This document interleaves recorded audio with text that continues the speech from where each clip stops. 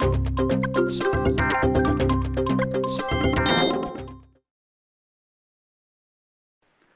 history of Mecca. Did Mecca exist during Abraham's time?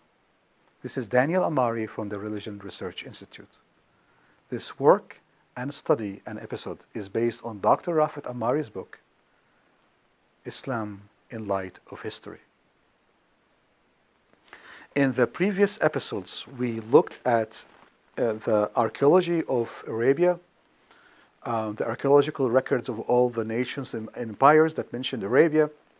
We looked at the historical records of geographers and historians from the 4th century BC to the 4th century AD. And we find that both history and archaeology are united in stating that Mecca did not exist in 2000 BC till the 4th century AD.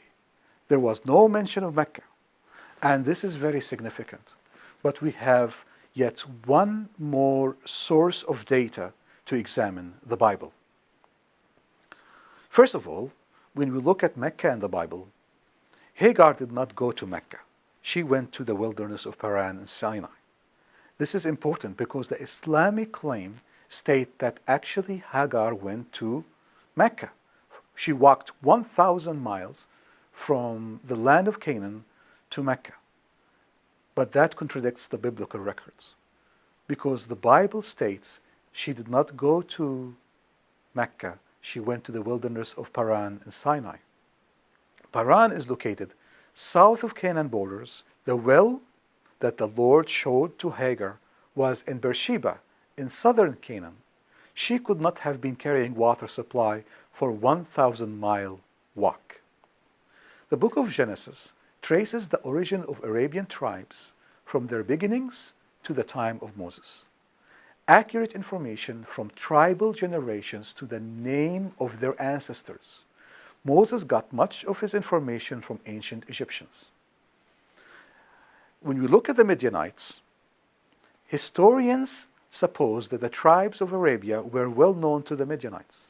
Moses resided with the Midianites in Sinai. Yet Moses did not mention Mecca.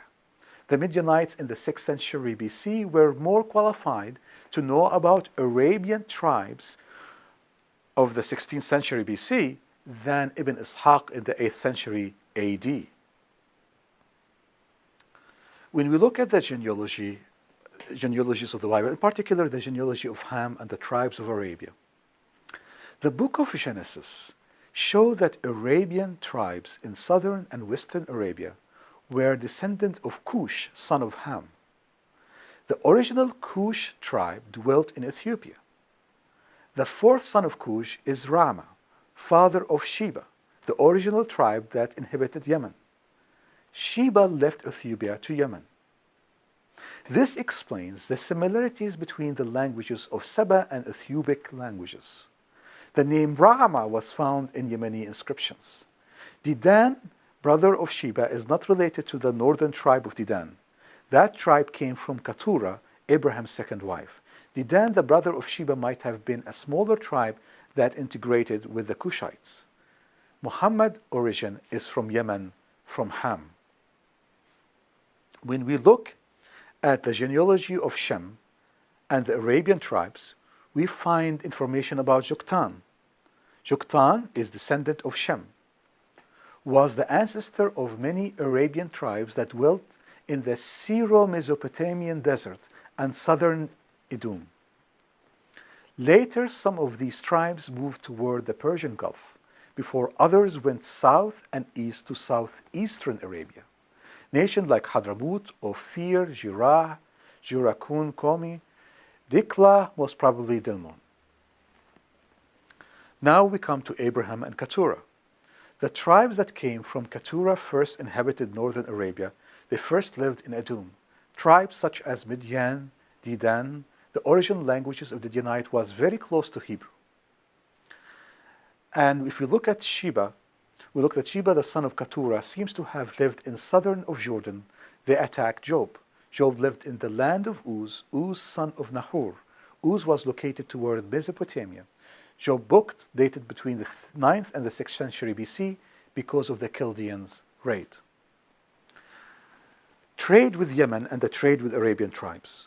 Trading cities between Yemen and Mediterranean countries were documented in the Bible, yet no mention of Mecca. Trades with Arabian tribes and with Yemen were mentioned in 2 Chronicles, Job, Isaiah, Jeremiah, and Ezekiel. The conclusion.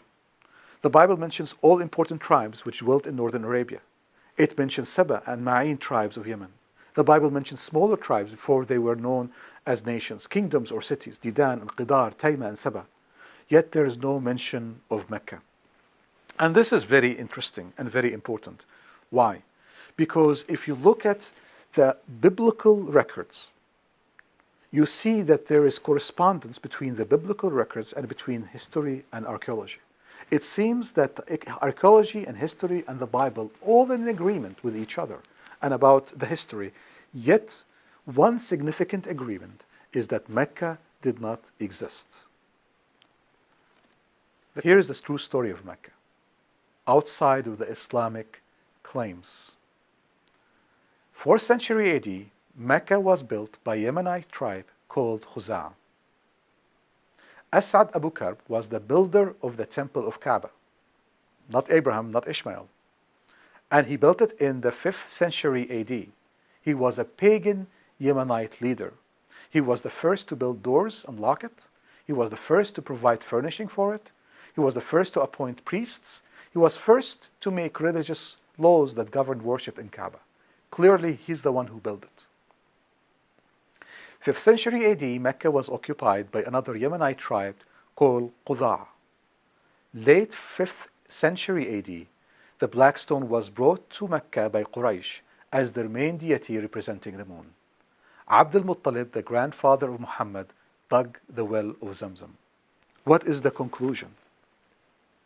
The conclusion is that the history of Mecca has absolutely nothing to do with Abraham and Ishmael. It has nothing to do with the biblical records. But furthermore, and more importantly, the Islamic foundation has nothing to do with Abraham. And therefore, when we come to studying the religion of Islam, the concept of deity of Islam, the practices of Islam, these have nothing to do with Abraham and Ishmael. One has to look at real history to find the origin and the foundation of the Islamic religion, which is very absent and nothing to do with Abraham and Ishmael. This is Daniel Amari from the Religion Research Institute.